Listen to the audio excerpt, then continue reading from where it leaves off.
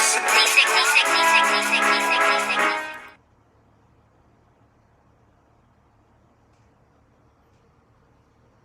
alaikum, family. It's your brother Landon X, and this is Nation Town TV Live. And man, we got a difficult subject. Well, it's difficult for me. We're going to talk about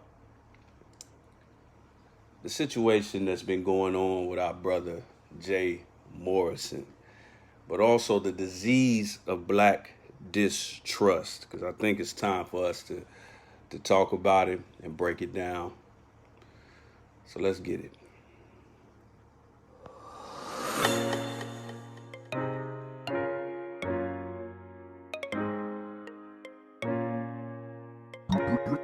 Three-o.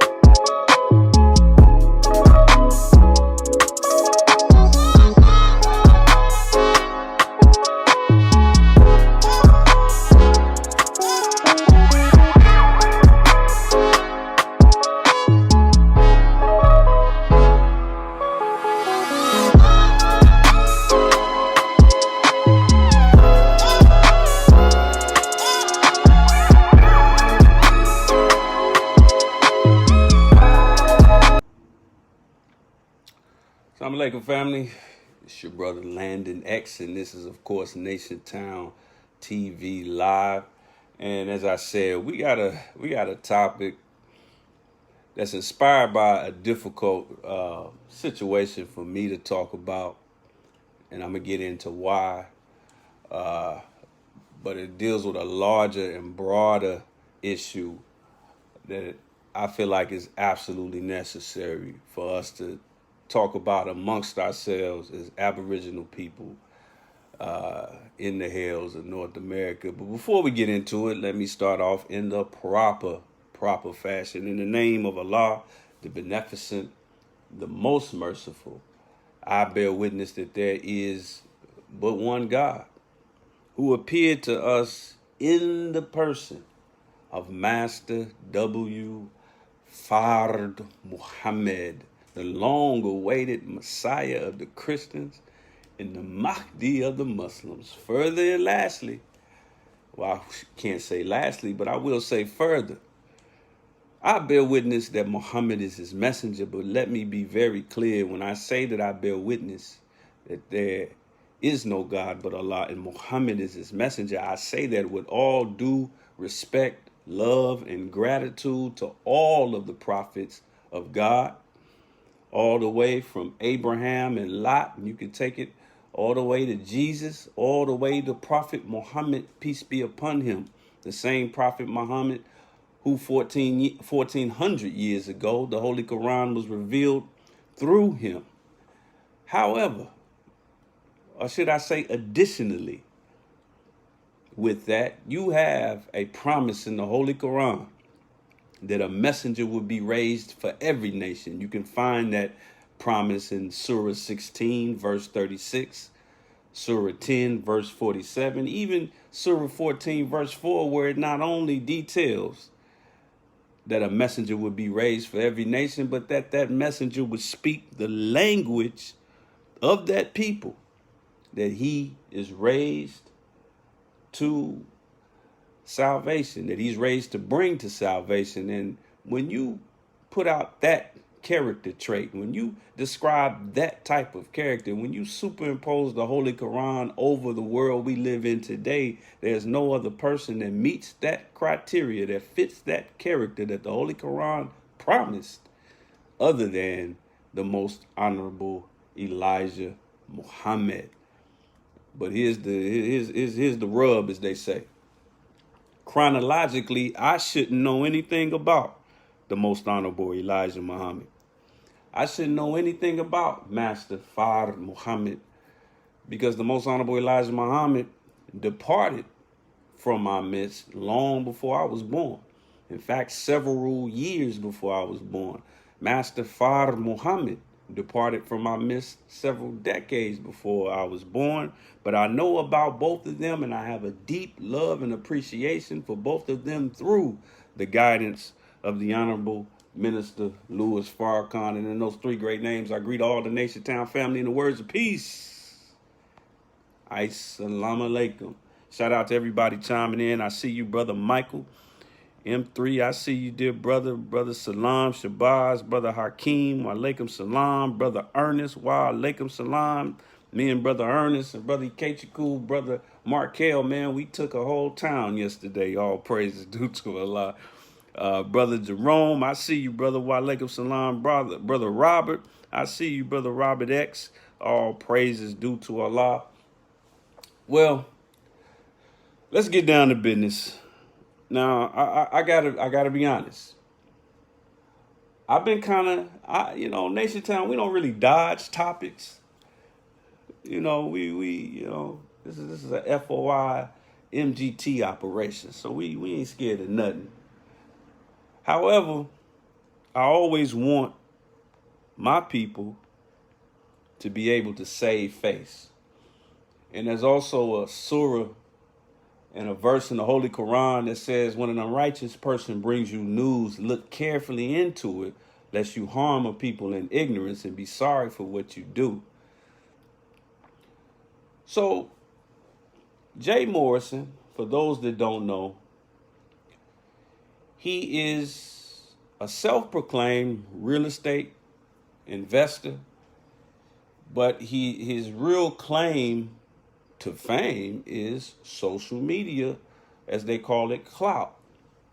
And the brother has dropped some very useful tips on the real estate market, the real estate investment, and all things dealing with real estate through the use of social media, through memes, through his entire social media presence on all platforms. And for the most part, he's done a beautiful job of it. And there's been a controversy that's bubbled up over the last couple of years about our brother dealing with what you see right there. This was an advertisement for something that Brother Jay Morrison called the Tulsa Real Estate Fund. Now, for those of you who know me personally, who follow Nation Town TV, you know that Tulsa is my hometown. You know, I speak a lot on Black Wall Street. I think every black person in America, really in the world, should talk about it. Not just talk about it like it's a relic in a museum, but talk about it for the reason that they even go looking for relics. You know, archaeologists, when they brush off fossils and all that, they not just looking so they can hold it up and say, ooh, look at that. This is the bone of a man that lived 1,000,000 years ago. No, they pull it up because they study it and they want to know what kind of world did they live in? What killed them?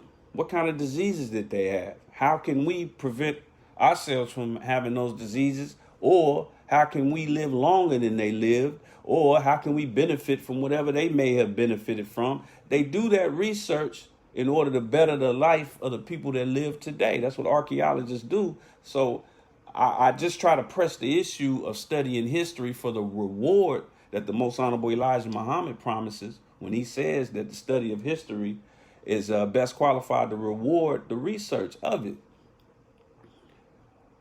But he named it this group Tulsa, and I found that interesting because, first of all, here's what the group is supposed to do. It's a crowd fund. It's called crowdfunding, but to be particular, it's a Regulation A Tier 2 fund, and I'm gonna break down what that means in a moment. But the purpose is to develop properties, buy and sell and develop properties, particularly in our communities, in order so black people can own property and be able to, even the way it's advertised, is to even draw loans from it as it builds in value. He promised a possible return of 8% per annum. For those that don't know, 8% or just per annum means every year, 8% on your investment. Now, what was the investment? The investment was to buy this stock, or these shares, I should say, in this program. And in them doing that, they had to buy a minimum of 10 shares, and each share had the cost of $50, which adds up to $500. So the buy-in, so to speak, was $500. Okay. And I'll just say it like this, because I'm gonna go down the whole, because it's a little bit of a roller coaster over the last 2 years. But let me give you my perception when I first saw it. When I first saw it, I can't call myself a Regulation A or B fund expert. I definitely, I've owned property before. My family owns it now. I plan on buying more property in the future, but I don't consider myself a real estate expert. They say you need 10,000 hours of something to become an expert. And to me, that doesn't really mean just, okay, if I was in school for 10,000 hours, which really only equates to about, I think y'all can help me do the math, but I think it's only like 2 years. But even if you're in school for 2 years, that don't mean you was in school every day, all day, that whole time. So I won't call myself an expert, but I have a basic understanding of business and contracts. I deal with legal paperwork for a living. I looked at the aspects of it that were made public. And this is 2 years ago. And I looked at it and I said, okay, let me look carefully into it and let me take a step back. Now, we're going to talk about the difference. Well, let me just let me just say this. There's a difference between a hustle and business. And with business, you don't want to do it in haste. You don't want to be hasty. But I do understand that with a fund and with almost any legitimate business practice, it's not a microwave instant gratification thing. You're not going to get money back immediately. The only thing that works like that, even somewhat, is the dope game. But that we all know by now, or should know by now, the strings that are attached to the dope game. I mean, besides the two most dangerous elements of the dope game, we don't even source them. The two most dangerous elements are the guns and the dope itself. We don't go get that dope ourselves.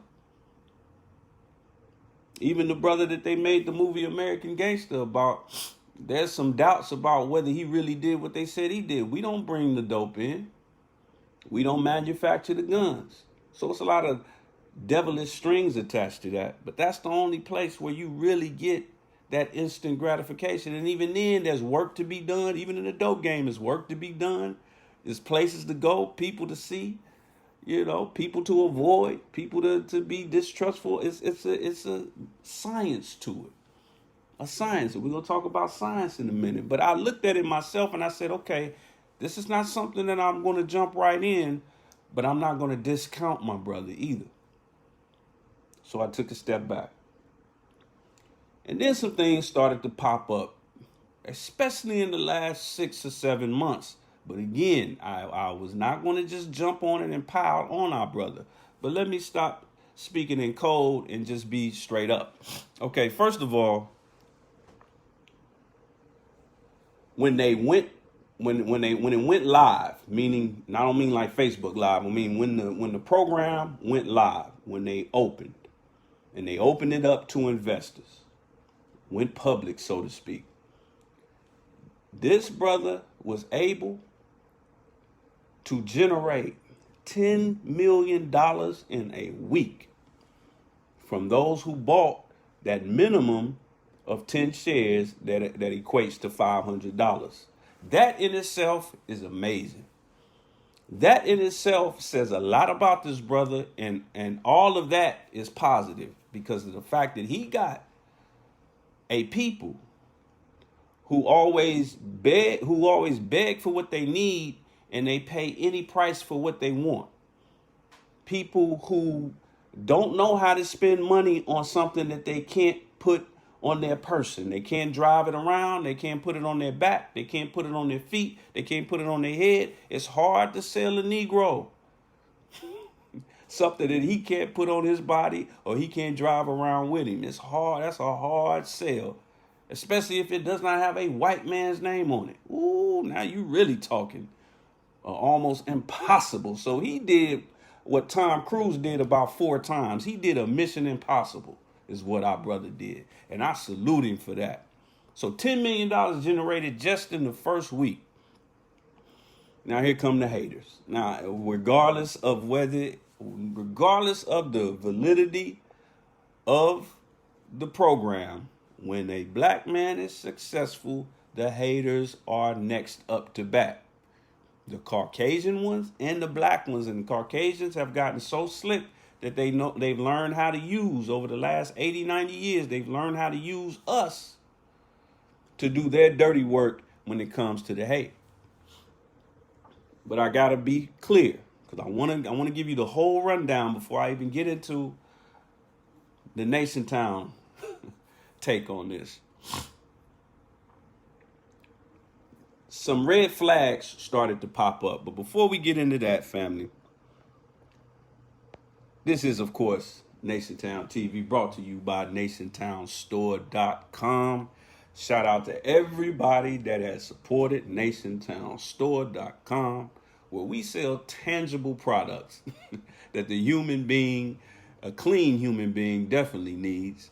And make sure y'all hit it up and continue to support us. We are so thankful for all the people waiting on their orders. Your orders are on the way, it's really been a blessing to see the support that we've gotten, especially in the midst of a pandemic. Nation Town Store, after about 4 years in existence, is having its best year in the midst of a pandemic. Also, feel free to hit us up, $ Nation Town on Cash App. A portion, 10% to be exact, because we're going to get into a little legalese today, so I want to be legally precise. 10% of your Nation Town, $ Nation Town Cash App donations go to our Yes Ma'am program. The Yes Ma'am program is a meal and a message where we provide personal care products, PPEs, and wholesome food. Brother Student Minister Nuri Muhammad taught hard on that bean soup and the value of eating right. And we serve those in need in the Los Angeles area All praises are due to Allah, and I want to thank those who have contributed up to this point. We see you and we appreciate you. But one thing I want to start off with before we go any further, let's talk about this. What is a Regulation A Tier 2 fund? It's an SEC. SEC, that's not the conference in college football and basketball. That's the Security and Exchange Commission. They are the police of financial products. They are the Wall Street police. And the SEC, like I said, Tier 2 of Regulation A is an SEC qualification that allows unaccredited investors, that just means anybody and their mama, to access real estate investment opportunities. Previously, to invest in a real estate fund, you needed to possess an annual income of $200,000 or $300,000 for joint income, or more, of course, for the last 2 years, with the expectation of earning the same or higher income as an accredited investor. So this is a loophole, so to speak, to allow anybody who can afford the minimum amount of shares in a program to be able to submit. Now, this type of program could be extremely useful for black people if done correctly.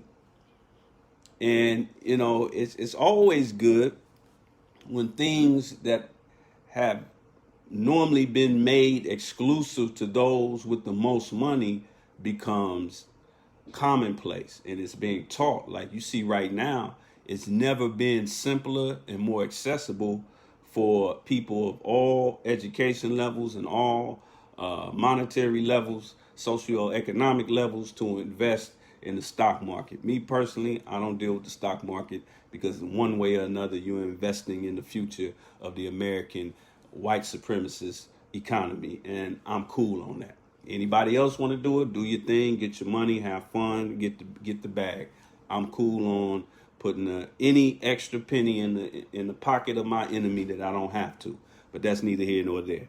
Now that we know what a Tier 2 Regulation A fund is, here's the issue that has come up with our brother and this program. Again, this program that I'm speaking of, and I really want to stick it to, not stick it to, but I really want to stick to the fact that it's a program and not make it personal about Jay Morrison. Because personally, I can't say I dislike him.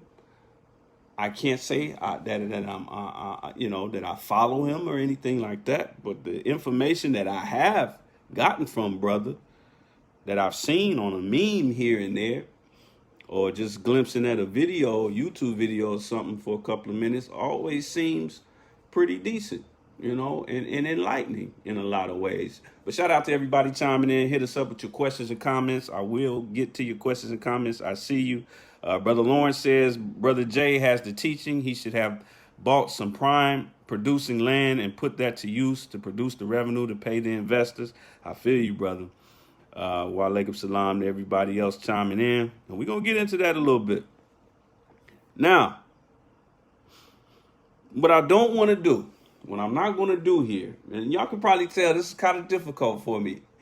And here's why. I don't want to throw my brother under the bus, especially when we're dealing with a moving object. This program that he produced is still alive. It's still operational. It's not very successful at this point, but it's still moving. Also, I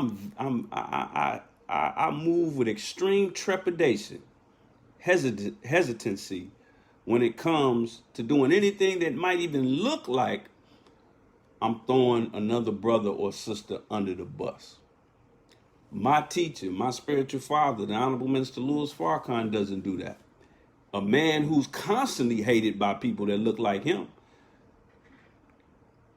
He gets hated on every day on somebody's message board, somebody's social media account, somebody's comments on a post. Somebody got the minister's name in their mouth in a negative fashion. It's far outnumbered by those who speak on him in a positive fashion, but still people, thousands of Negroes, bootlicking, buck dancing Negroes, keep his name in their mouth. However, you would have to search for a needle in a haystack to find a situation where he trashed somebody by name, particularly in the last 44 years that he's been sitting in the seat of his father. So that's not his style. So by default, I strive to make sure it's not my style. What I strive to do is to get all the facts. Now, here's some of the facts. The way this program was marketed, first of all, starting with the name, it was marketed as the microwave path to rebuilding the idea of a Black Wall Street. Now, what it's not, it was never about rebuilding actual Black Wall Street in Tulsa, even though it bears the name of the city. And it attempts, as you can see, take a good look at this. Take a good look at what you're looking at. On the bottom right-hand corner, that's a photograph for some of the elites from Black Wall Street. So it's immediately drumming up the emotions and nostalgia of Black Wall Street. The photograph that you see is giving you this image of prestige, and Black folks, we love that. We love to see, and listen, it's a great thing if you like to see Black people winning. And we also like to see ourselves winning because we think, okay, that's good for me, and that's great. So it was packaged as, this is how we get it back. This is how we get Black Wall Street back. Now, the main reason for my trepidation in investing in it myself was the fact that I knew at that time, and I've been knowing since for a good 20 years, when I did my own deep research in it and not just Googling and reading a book, by talking to people in the city of Tulsa that really knew.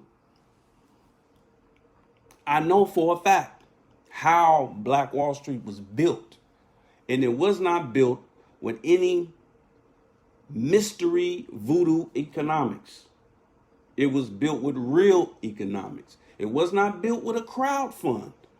It was not built by a bunch of people a bunch of, uppity Negroes with nice cars and nice clothes came together and just decided to open up shop in Tulsa and say, hey, let's be rich and successful here in the middle of nowhere. That's the way they looked at all of the Western United States back in the early days of this country. It's not a coincidence that, the 13 colonies were on the East Coast, because that's where they set up. That's where the Caucasians set up shop first. And they also saw that as the best place to really live in America. It was the best part of the worst part of the planet Earth. And they looked at the West like a jungle. Like that's why they called it it wasn't really the Wild West. They called it the Wild West because the Native Americans had full control over it. And it just was, it hadn't been colonized. So I knew that. So when anybody comes to you and says, like if somebody says, hey, we're going to bake a cake. And if you know how to bake a cake, and then when they say, hey, let's bake a cake, and then they take you to a microwave, you're going to slow down and say, whoa, whoa, whoa, whoa, whoa, whoa, whoa, whoa. Where are we going? Where's the stove? And you look around, it ain't a stove nowhere in the building, but they saying they about to bake a cake, and they got a box of batter and some icing, and they headed to a microwave. If you know anything about baking, you're going to stop right there and say, hey, wait a minute. Maybe you know something I don't, but based on what I do know, you going in the wrong direction. We need to go find a stove and fast before you mess something up. So here's when things started going bad for this situation. Couple of things. This is a brother named Muhammad Wilkerson. I don't believe he's a Muslim. He may or may not be.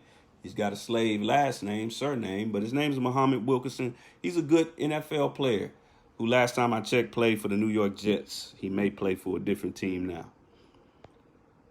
This is Deshaun Jackson. He's played for the Washington Redskins as well as the Philadelphia Eagles.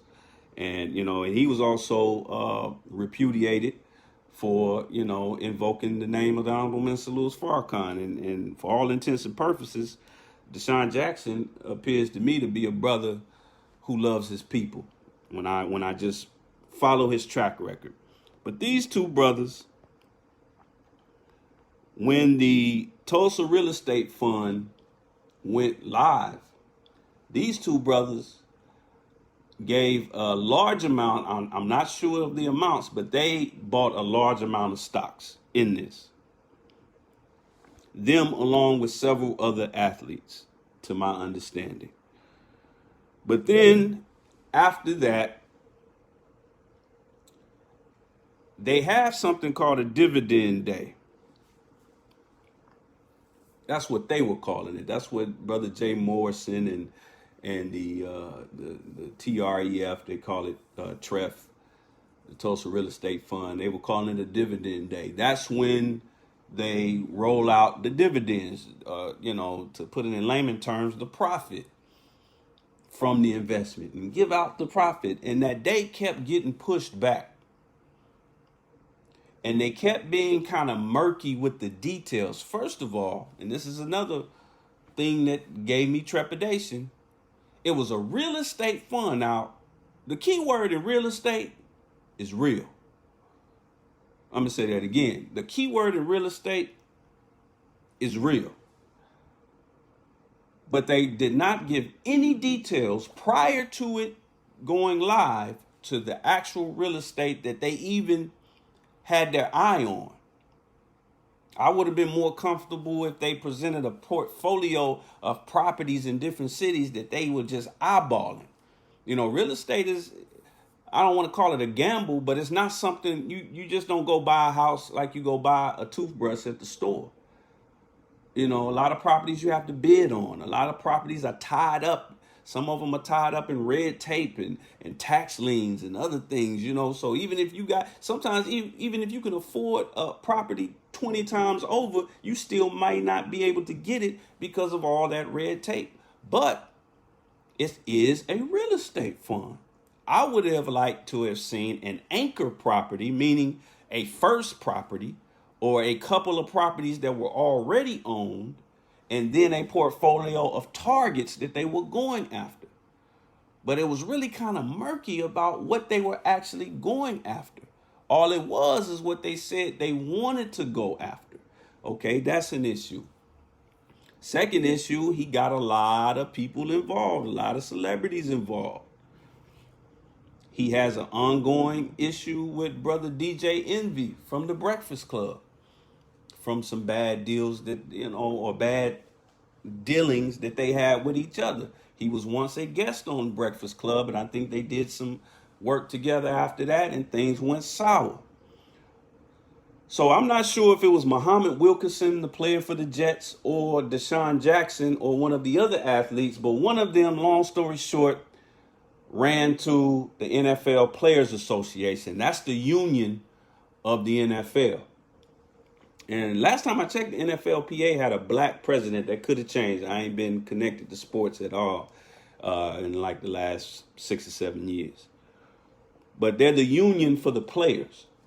So whenever you have a problem, if it's somebody going around scamming athletes, or if it's any kind of issue, if you feel like your team ain't treating you right, or something racist happens, or something discriminatory, or anything, you feel like your contract was some BS or whatever, you go to the NFLPA, the Players Association. So somebody went to the NFLPA and said something was going on. This is a post from social media, I believe Instagram. Somebody said, damn, the NFLPA then investigated the Tulsa Real Estate Fund. This is crazy.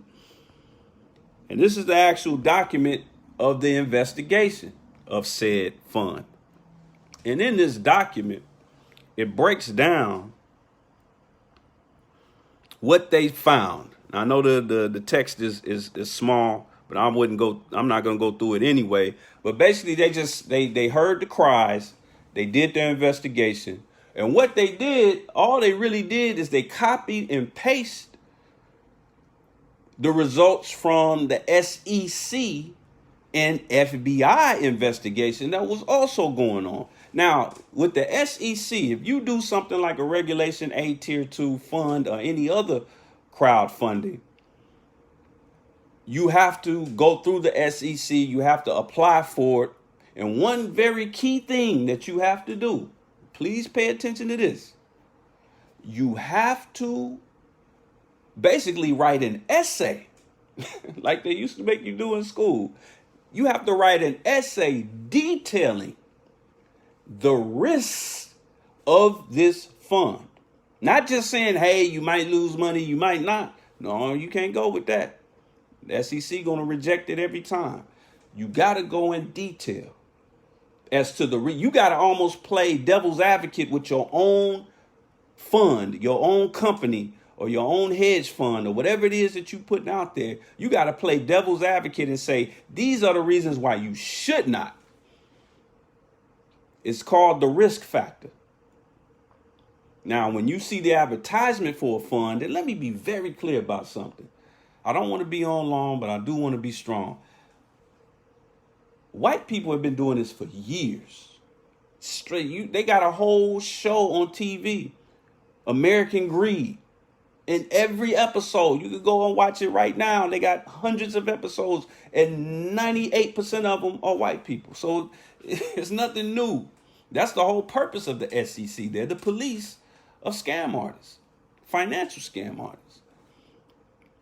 So when you apply with the SEC to get their approval to do something, you have to do the opposite of your marketing and your advertisement. Now, the advertisement, like I said, for the Tulsa real estate was all about drumming up emotion and nostalgia, and it basically was the real estate fund version of Black Panther and Coming to America. Just that idea of, oh man, this is the way.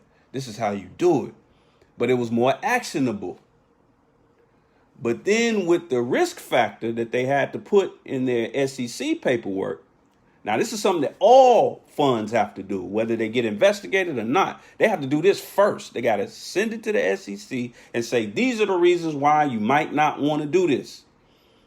And in this NFLPA report, they repeated that, almost to say to the players that, hey, I know y'all concerned and y'all mad about y'all money, but we looked at the SEC paperwork and they told you what could possibly happen. It pointed out a few things. It pointed out that the overall skeleton of the program was not strong. It pointed out that they were understaffed, meaning they really didn't have the team to back up what they were doing. It also pointed out, and this is what I didn't like, but remember, this is what they had to put on there, on their own application. It pointed out Jay Morrison's criminal past.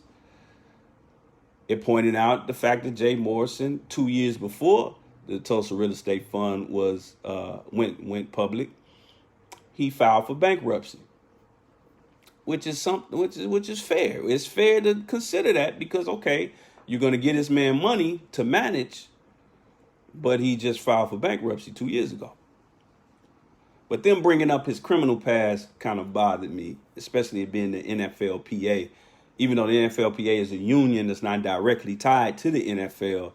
Come on now. It's a fact that 78% of NFL players, an even higher percentage of black NFL players, 78%, remember this number, 78% of NFL players, and even more, it's in the 80 percentile for black NFL players, they go broke within 3 years of retirement.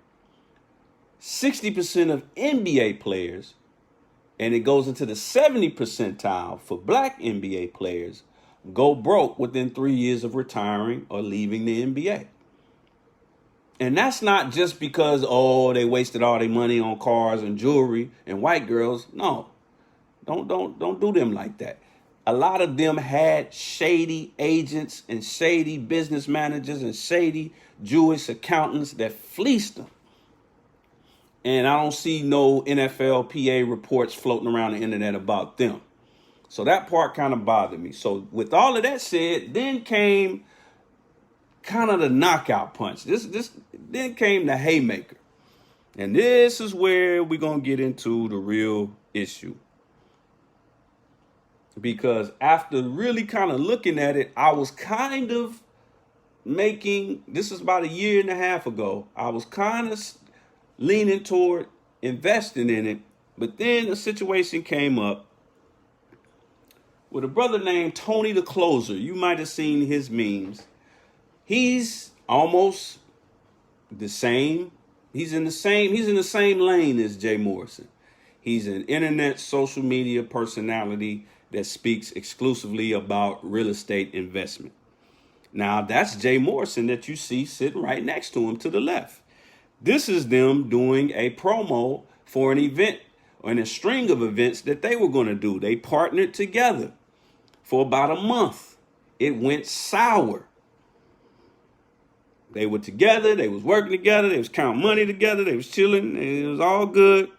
Things went sour because a business deal between them. It didn't have anything directly to do with the Tulsa Real Estate Fund, but the issue, they did an event. They promoted something together. Didn't work out. It was supposed to have $100,000 giveaway, and then even though that was supposed to be Jay's idea to give up $100,000, but then Jay Morrison didn't like. And I used to work, and I gotta tell y'all something about your brother. In my former life, in my Negro life, I worked closely. I was like the right hand man to a friend of mine who was in the club promotions business. This is when I was in my early 20s. And the club promotion business is shady. And they actually avoid contracts. So they were doing a live event, not a social media event, a live event.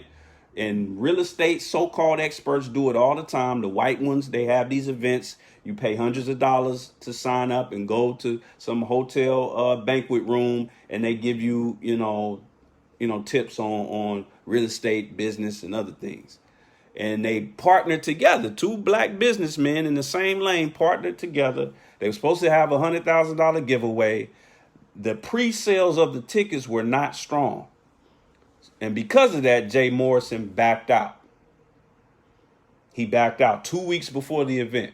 And they had already advertised that he was going to be there. It's going to be $100,000. So he left brother, apparently, according to brother Tony the Closer, the name he goes by, he was left holding the bag, literally. So he had to pay the $100,000 all by himself. So they got into a dispute over how much money was owed. And then over the course of the last 8 to 9 months from today, it's been a big back and forth between these brothers, ghetto style, hip hop beef style between them on social media, going on each other's Instagram lives and clowning each other. The brother Tony the Closer even disrespected the brother's wife. Jay Morrison was recently married to a sister named Ernestine Johnson. She was a poet who had a name for herself in her own right. And now they're married. They had a real expensive, high profile wedding, so forth and whatnot. But then,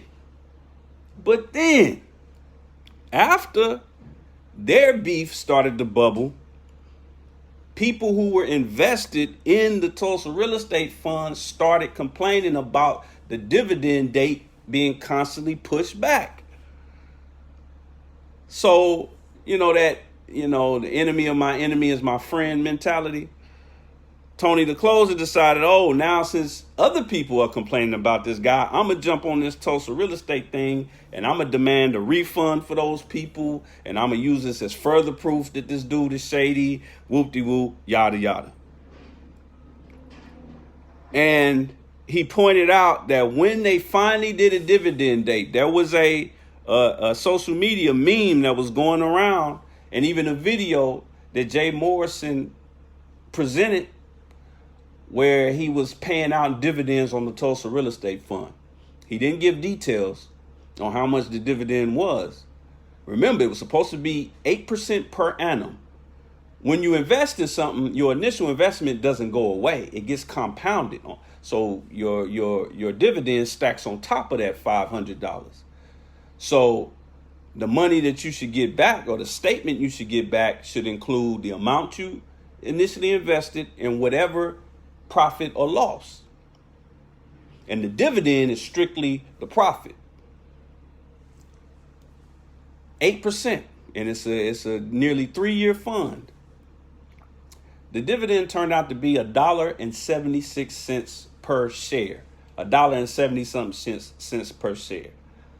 And then it didn't make sense because people started looking into the particulars, which were now becoming public because the SEC forced him to make it public. And they found out that really the fund is hemorrhaging money. Now, if you're operating at a loss with any company, the only people who could possibly get paid from a company that's operating at a loss are employees who are working contractually or hourly and they haven't been fired yet.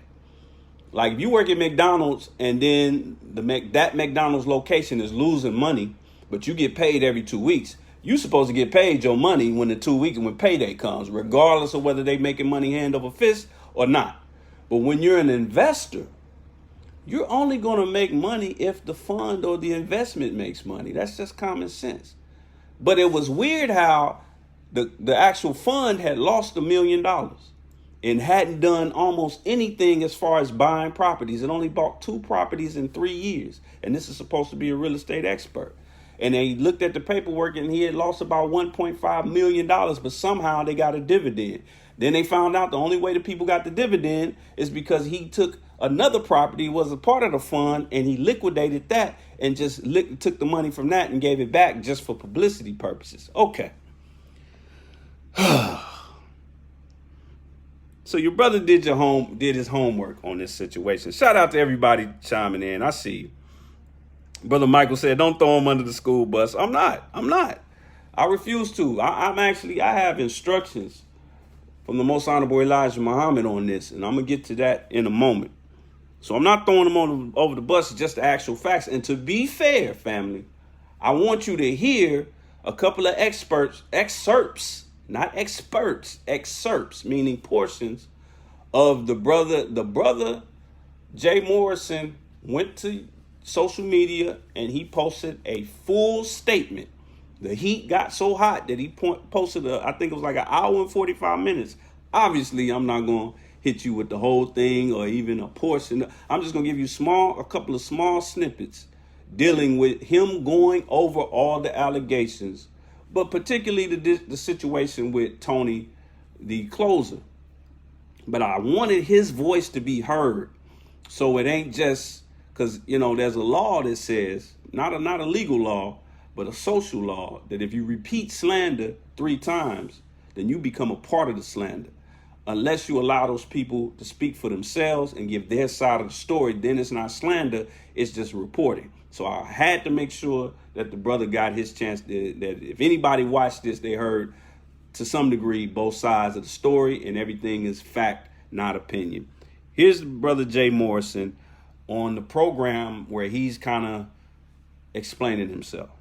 Reposted it and other blogs reposted it, that it was out there that he sent us $50,000 and we kept it and never gave it back. It's not true. He never sent us $50,000. These are the actual facts of the level of disparagement and lies that we've been under attack. So there was a $100,000 giveaway that we were going to do part of our event. When we severed ties as businessmen, he said, I am still going to move forward and give away $100,000. We were no longer a part of that. I let him know that. He then took all the credit on stage for the $100,000 giveaway. Somebody's about to win $100,000 in cash. Yeah, $100,000. I got to get somebody $100,000. What are you talking about? He then told the recipient, I got you. I'm going to pay. I'm going to make it happen. He said it on his Instagram. I'm going to make it happen. And yeah, the winner got Gage Root. He's got his money. I pay out. I did my part. Like the 100K giveaway, all my shit, I pay out. If I would have not lived up with the 100K giveaway, I could have impacted my name and my ticket sales dramatically. But I lived up to the event anyway, and I still did the giveaway. He then now is being sued for not making it happen And reportedly, the Days only paid $30,000 on that $100,000. I don't care. That's his business. Which left $11,000. Then we said, let's split that 50-50. He said, hell no. This is through our attorneys, guys. I'm not dodging him, was not ducking him. I didn't run off. So he started disparaging me online, and my attorney said, stop disparaging the Morrison family. My attorney said that won't be tolerated. He replied back, F you. And I mean the full word, F you. 2 words he responded back to my attorney. That level of professionalism, that level of conflict resolution. Nevertheless, we go back and forth online. Fast forward, after more disparagement, months later in January, I say, you know what? I'm tired of the headache. He can have our 50% of the proceeds. I had this in the email. I sent it to his attorney, through our attorney. I said, you know what? Give him our $5,500. It's not even worth it. He can have it all, and we'll pay him the speaker fee that he retained us to speak. We'll give him that as well. So all the email got documented. He said, no, you owe me more than that. So mind you guys, this is a business dispute. I have not ran off with the money. I did not fraud him from the money. I'm just trying to solve it based on real, rational numbers, and he's refusing because our opinion is he wanted more attention when he couldn't be aligned with us positively because of our integrity and business clash, because of he is who you see him to be today.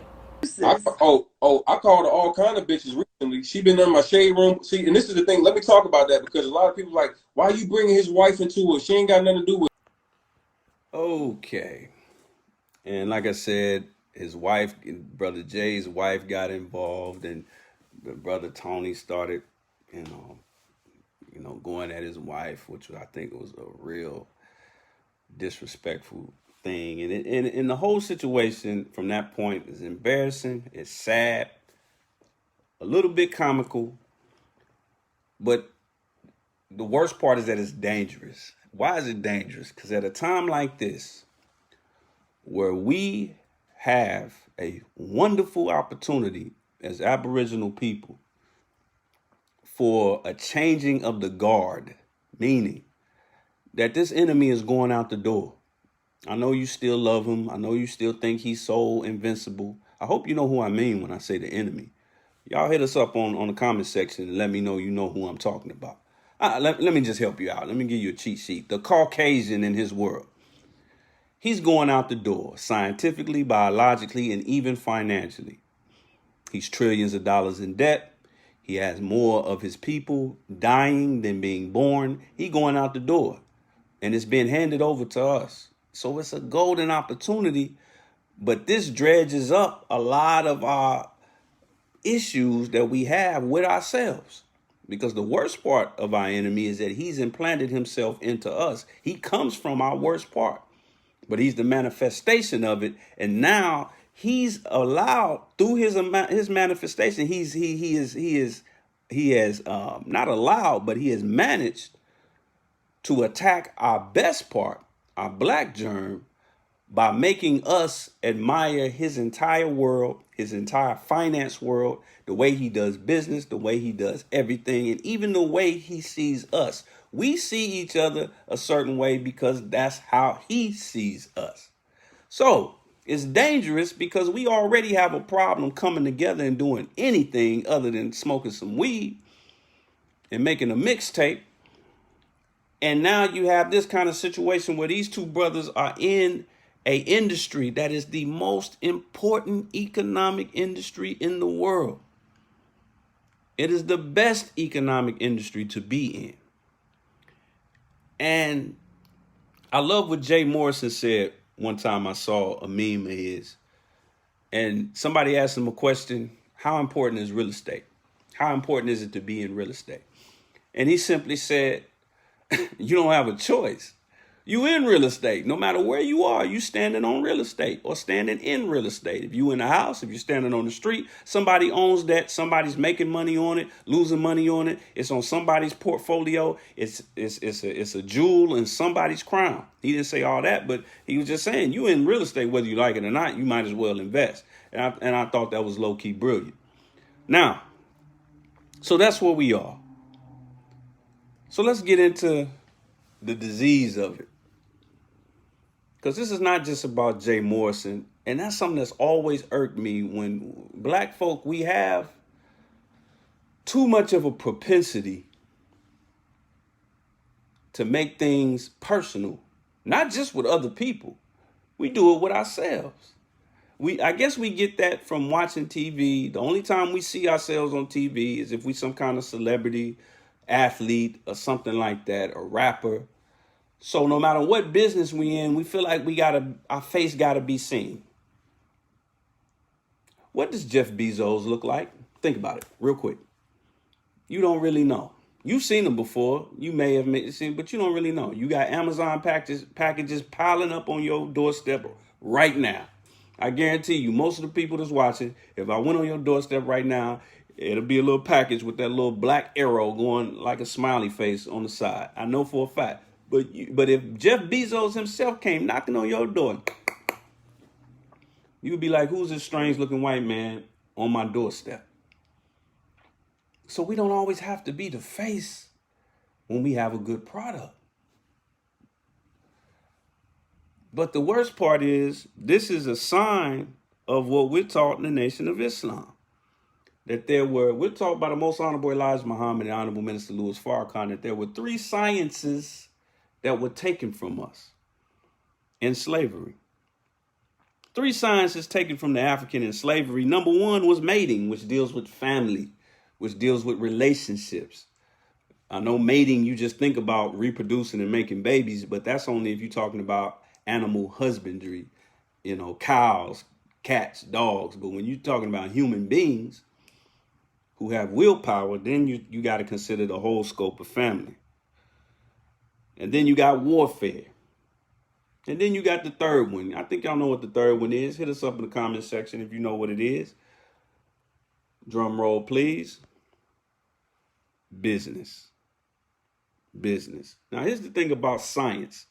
Some of us might think that science only deals with the periodic table and all that kind of stuff, substances, chemicals, and all of that. But science is basically, it's systematically organized body of knowledge on a particular subject. On any subject. Systematically organized knowledge. That's what a science is. Now, before we go further, I talked about the difference between business and a hustle. Do we know what a hustle is? Let's look at what a hustle is. A hustle is, now take a look at the first definition. Someone to move hurriedly or unceremoniously in a specified direction, obtained by forceful action or persuasion. See, a science is systematic, it's purposeful, it's organized. A hustle is quick. Get it. And a lot of us think we're doing business sometimes when really what we're doing is a hustle. If we slow down for a minute and really looked at it.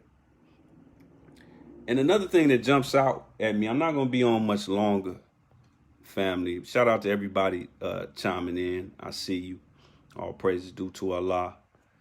But another thing to consider, because one thing about this dispensation, I'm going to use that terminology, this dispensation,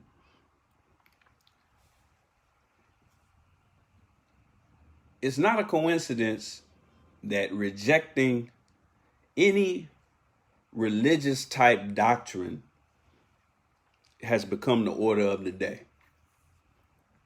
Don't nobody want no religion. We've gone over what religion really means. The etymology simply means to do something, to constantly return to something, do something over and over again. Religate or religare, which means turn back and get it back. That's all. So whatever you're doing, but anything that got to do with a higher power, anything that got to do with the higher power within yourself, we don't want to touch on it because we know discipline comes with that. But see, in this world that we trying to maneuver around, that we trying to get the bag, we trying to hustle and all of that, and we've already abandoned any type of relationship with God, any real relationship with God himself. we get ourselves in trouble, because the teachings of the Most Honorable Elijah Muhammad and what's taught in Islam, if these brothers would have really known that. Now, the brother who commented said that, he has Islam. It's been introduced to him. See, it's not that many people on the earth who Islam has not been introduced to them. You ever been introduced to somebody? Did that mean you knew them? Does that mean you knew everything about them?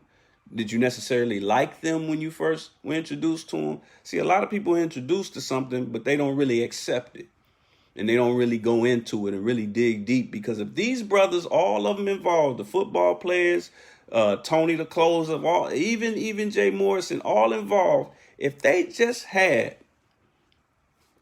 this book that a very non-Muslim but very successful brother who is no longer with us by the name of Nipsey Hussle, Ermias Asghedon, everybody he ran into before he was murdered, when he got into a conversation about economics, he offered them this book. Not Rich Dad, Poor Dad, and all these little economic hustle books. He would offer this as his inspiration for what he did in his community that his family is continuing to do. He would offer this book and what he knew, the amount that he knew about Islam, because they could have saved themselves a lot of trouble if they didn't allow their enemy to make them think that getting into religion or even studying religion, somehow you got to give up your freedom in order to get it. Because in the Holy Quran, a lot of people don't know that the Holy Quran is not quite like the Bible. It's not the Prophet Muhammad's story. It is a direct revelation from God to Prophet Muhammad, and all Prophet Muhammad is literally is the messenger. But it goes over things of how to handle your family, how to handle a divorce, how to handle a separation, even how to handle business dealings. That's in the Quran. Did you know that? I know the Muslims watching this, you knew this. But if you're not a Muslim, did you know that? And there may be a couple of Muslims who didn't know it. Let's get into it. In the second surah of the Holy Quran, verse 282, it breaks down. This is one of the longest ayats, and I think maybe the longest ayat in the Holy Quran, with the most words. They break down how to deal with a contractual issue, how to do a business dealing. And it says, "O you who believe," all you got to do is believe. "When you contract a debt for a fixed time, write it down." That was not done between Tony the closer and our brother Jay. "And let a scribe write it down." That's kind of like a lawyer or an accountant. "Between you with fairness." And it goes further. "Nor should the scribe refuse to write as Allah has taught him. So let him write, and let him who owes the debt dictate. And he should observe his duty to Allah, his Lord, and not diminish anything from it.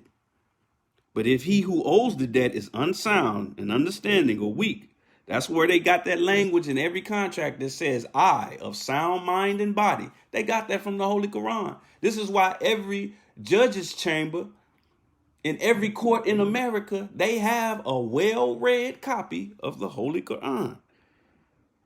"But if he who owes the debt is unsound in understanding or weak, or if he is not able to dictate himself, let his guardian dictate with fairness, a representative of him. And call to witness from among your men 2 witnesses. But if there are not 2 men, then 1 man and 2 women from among those whom you choose to be witnesses, so that if one of the 2 errs, the one may remind the other. And the witness must not refuse when they are summoned." See, this is in the Holy Quran because Allah sees the value of unity and not breaking up brotherhood based off a petty dispute.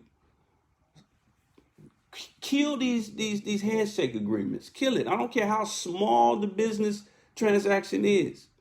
If it's something that's not a immediate, tangible trade, meaning, for example, NationTownStore.com, you go to Nationtown Store, you order some soap, okay, you get the soap. You pay the money, you get the soap. And even that is technically written down, because when you order someone from NationTownStore.com, you automatically get a receipt in your email. But let's say some brother is just out in the street and they selling a pie, or they selling a paper, or they selling incense, or they selling whatever, t-shirts, whatever. You pay the money, they give you the shirt. The fact that you now own the shirt is proof that you paid for it. And the fact that they have your money is proof that they sold it. So, no harm, no foul, square deal. Go on about your business. But when it's something that's based on a future obligation, always get it written down. If they just had done that, then they would have been cool. Now, another thing I got to point out before I get out of here, and this is why I came to this topic with a lot of trepidation, is the fact that we should never publicly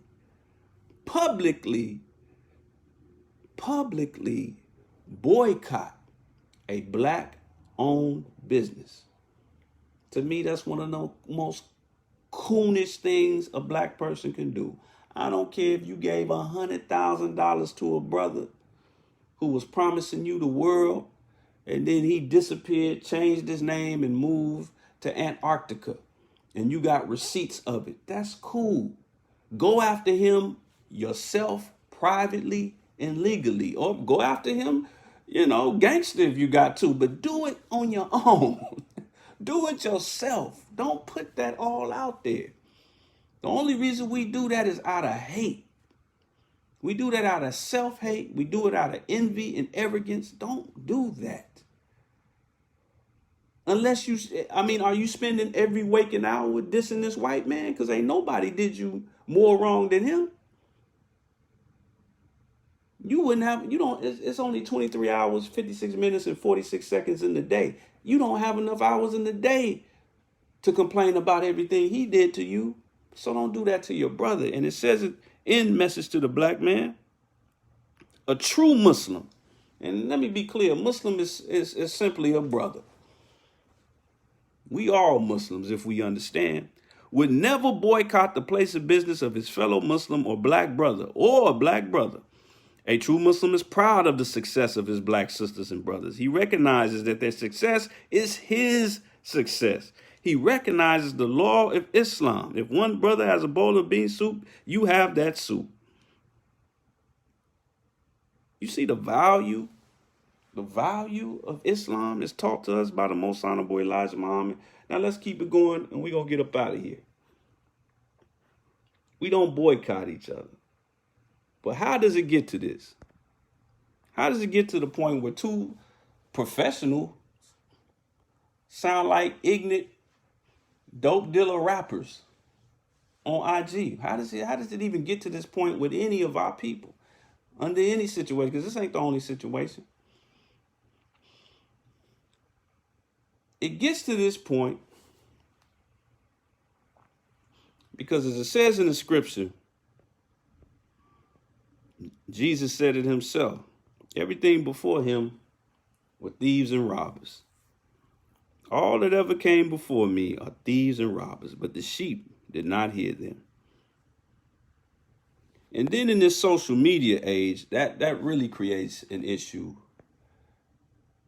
Because the social media age is all about appearance and creating a image and creating a desire in the people.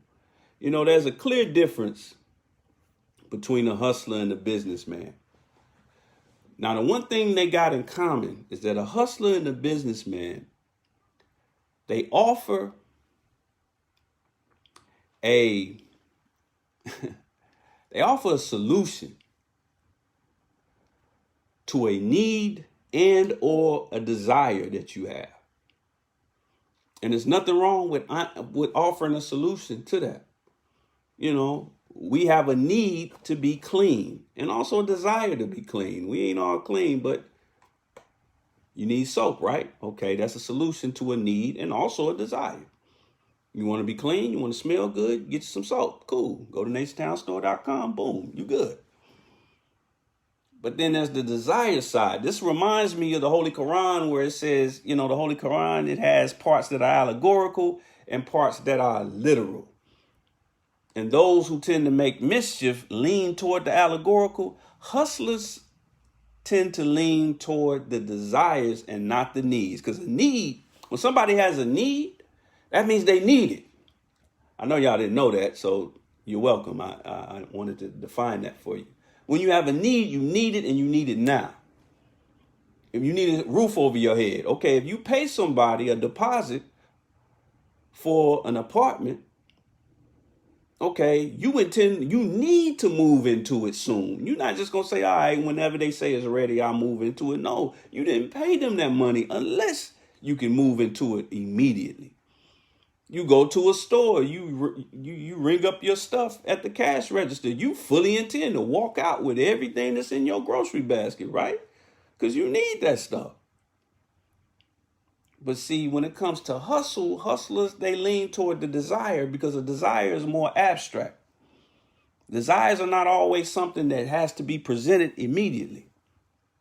But when you deal with people who are buying based on desire, you better be ready to fulfill that desire.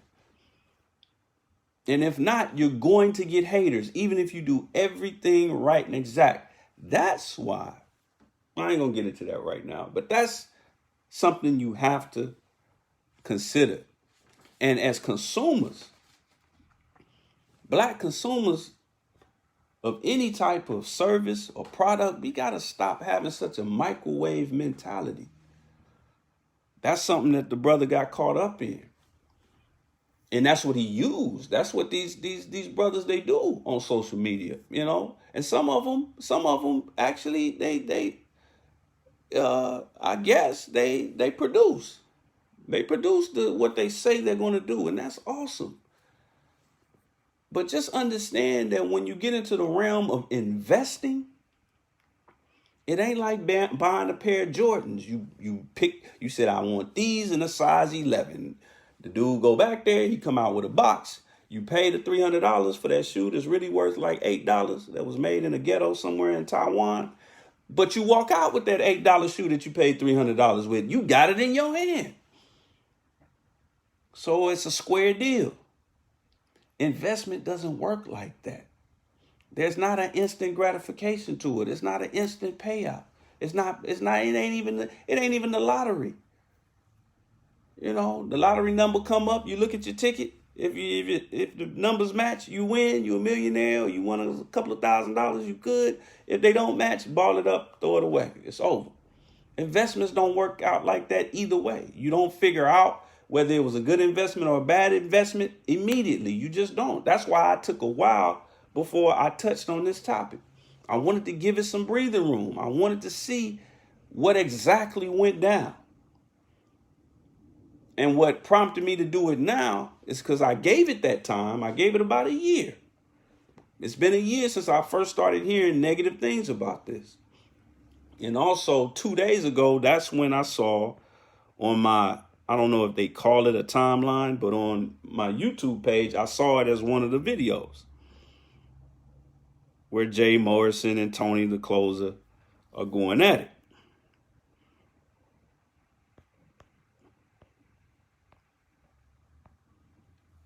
So we got to be careful with this kind of stuff, man. And like I said before,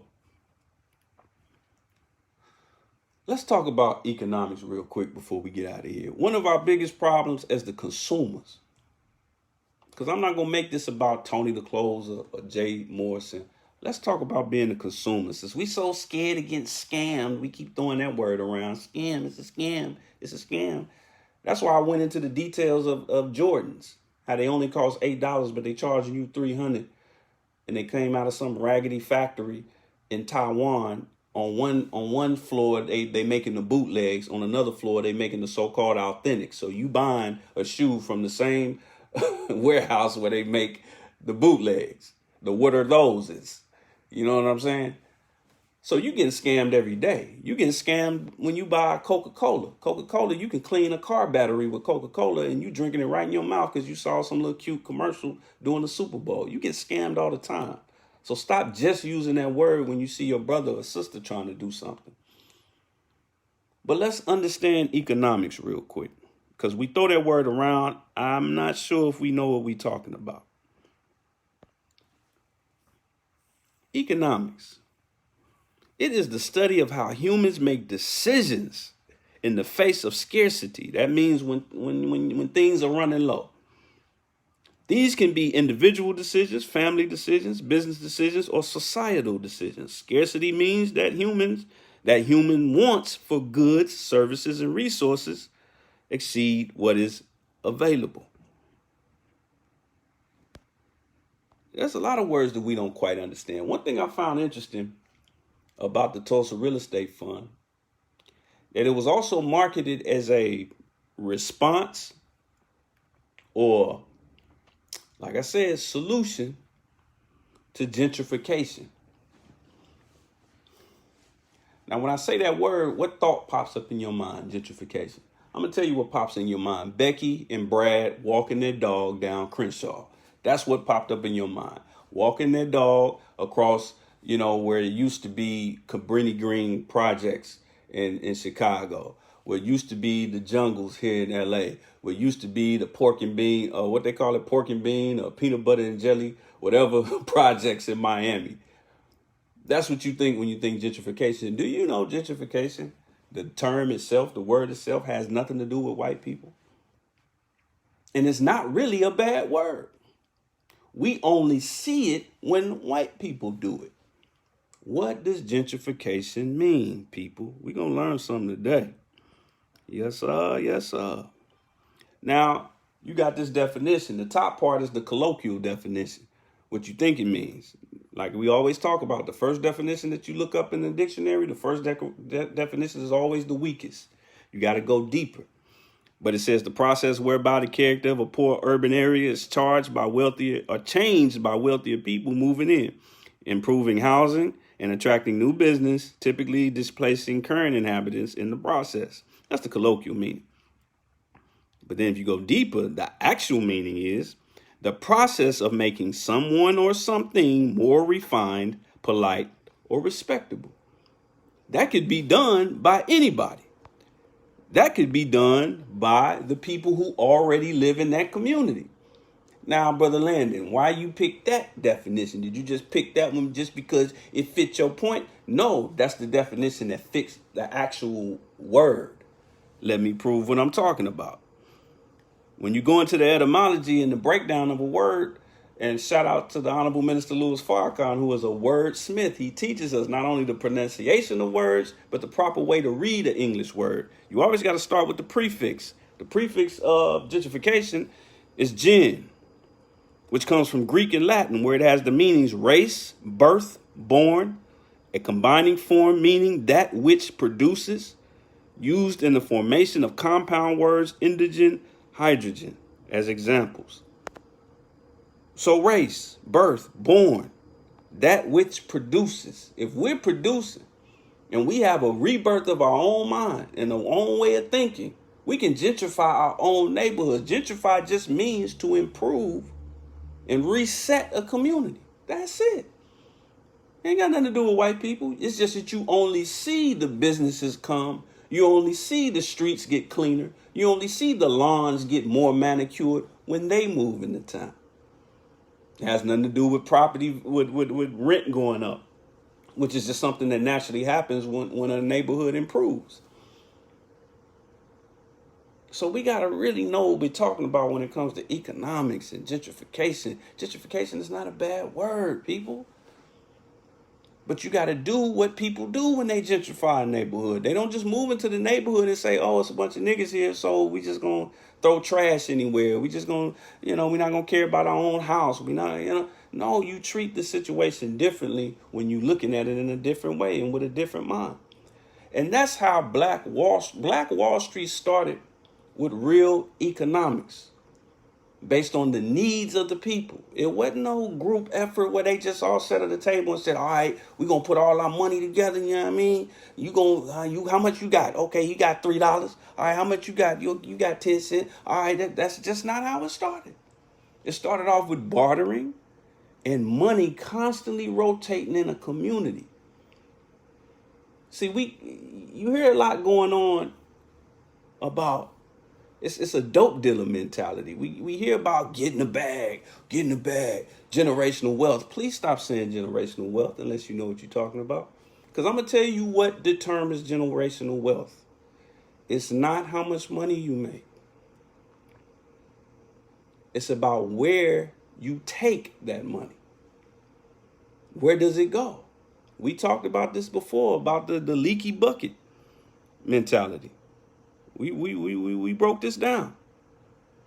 You can put all the money in the bucket that you want. But if it got a Jordan hole in it, if it got a Gucci hole in it, if it got a white private school for your children hole in it, if it got to get out the hood and move into a white neighborhood where your property taxes and your person is in somebody else's community, see, those are holes in the bucket. That's why, and what proves this to anybody who don't agree, that's why we have more education than we've ever had as black people. We have more money and access to capital than we've ever had. We have more information and knowledge about finances than we ever had. Why can't you find one Black Wall Street when they had none of that? A lot of them, you can go into a library and pull out copies of their deeds. I did it myself. The deeds on their houses, they signed them with an X because they could not write and sign their own names. These weren't no highfalutin, sedity Negroes. They started off as former sharecroppers, former slaves who just needed a place to lay their head, and they had a natural need for different things. So they bartered and they rotated their money until all of a sudden, boom. Rotating money, recycled money always turns into success. It never fails. That's what we don't do. So we all go out. That brother making 6 figures. That brother making 7 figures. That sister over there, she got this and got that. But where is the money going?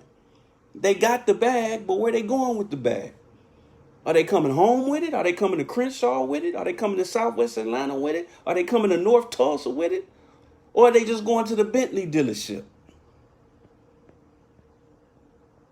Are they just going to Macy's on the other side of town? Where are they going with this money? That's what matters. Whether you got $5 to your name or 5 million, where are you going with it? Where is that money going? The forefathers of Black Wall Street didn't have a damn dime when they started, but whatever they had, it circulated amongst them. Now, y'all know your brother kind of passionate about this. It don't have nothing to do with the fact that I was born and raised in Tulsa. Hell, I was born and raised 5 minutes from Black Wall Street. I didn't start learning about it till I was like 17 years old. Damn sure didn't teach it in school. And we can look out the window and see Greenwood.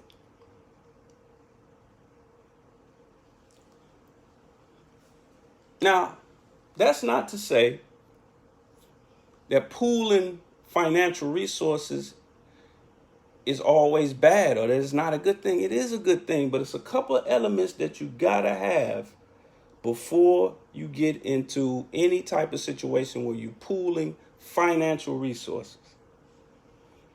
You want to have an institution, a solid institution. Like, to put it in the minister's words, you got to have an army because business is warfare, but you got to have an institution. It's got to be low risk. You can't be asking the people to give, their rent money to you. You can't be asking for that. It's got to be something that they can afford because the numbers going to add up. So it's got to be low risk. It's got to be an institution. It's got to be low risk. And you have to have a proven model that others have done. And then you yourself, whoever the institution is that's putting forth that thing, they have to have a proven model. That's why we have Muhammad's economic blueprint. The Most Honorable Elijah Muhammad was asking for 35 cents a week. And we still got the Muhammad blueprint. You can go to NOI.org right now. Muhammad Blueprint, Economic Blueprint, excuse me.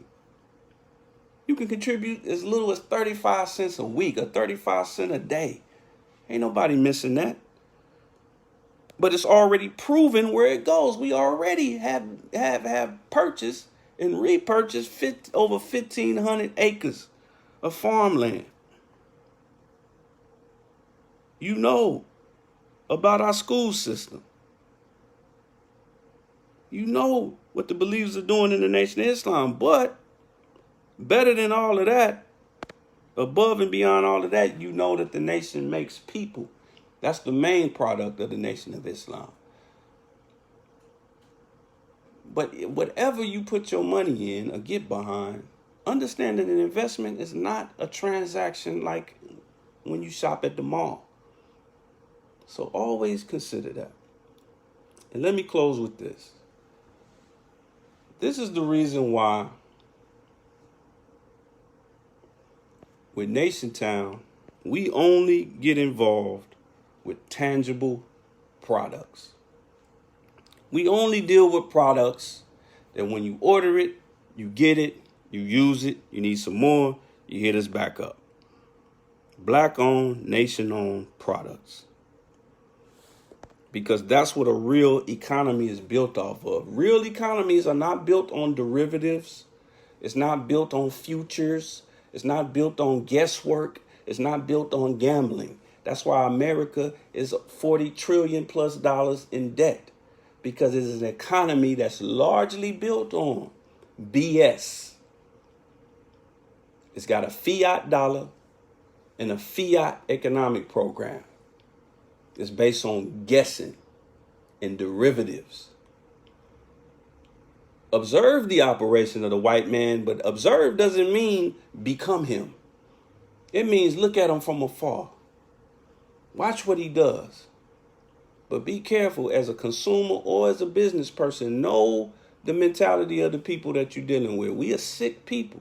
And we looking for a reason not to do something that things are supposed to naturally do. Bees naturally do what's best for the colony. Ants naturally do what's best for the colony. Dogs, packs of dogs are smart enough to do what's best for the pack they belong to.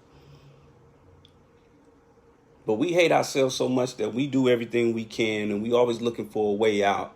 And these type of situations like Jay Morrison. Oh, and listen, and I'm going to really, truly close with this. I really hope that this fund ends up working out, that he ends up actually buying more properties, rehabbing them, flipping them, improving communities. Everybody that invested gets a large return, and it just goes crazy. I wouldn't even be mad if I miss out. I'll just be happy that it actually did. The brother actually did what he was supposed to do. But at this point, I spent 24 months, but especially the last 24 hours, really digging into the recent controversy that's just getting worse and worse, to the point where the brother had to do a whole program on YouTube explaining all these details. And it still don't look good for this program or for the brother. But just in the future, brothers and sisters, don't go off of emotions. Don't go off of images. Go off of actual facts. If you think it's a scam, keep it to yourself. And then move on to something that you can trust and that you believe. But do your research. And understand that nobody has said that what the brother is doing is illegal. The SEC said he's not doing anything that's illegal. They're saying that it's just a high risk factor. And people are running into that risk. And after 3 years, they only got a $12 check. And that's $12 is compounded by the 10 or more shares that they got, which is a weak dividend. And then when you look at the books and the numbers, they shouldn't even got that. That $500 should be down to $300 when you look at how much money is actually hemorrhaged. So it's a lot of funny money going on, funny dealings. But hey, man, that's what happens when you just throw money into something thinking you're going to get it right back, like it's the dope game, or thinking that there's an easy button to our salvation. No, the only easy button is real unity and spending your black dollar on tangible products in services with your black people. All that money you waste on Colgate and Dove soap and all that kind of stuff. I was talking to the brother the other day. You know, a dove is an albino pigeon. You know what I mean? So you're spending all this money anyway, but who are you spending it with? You get in the bag, black man. I got to give it to you, black woman. You get in the bag. But where is the bag going? If you ain't got but $5 in your pocket or 5,000 or 5 million, the direction in which that bag goes is what matters. That's the only thing that brought us the original Black Wall Streets, plural. There were over 60 black towns, and they were all economically successful, and they were all built by people who could barely sign their name. That's how it was built in the first place, and that's the only way it's going to be built ever again. So I'm going to leave y'all as I greeted y'all in the words of peace we said in the Arabic language.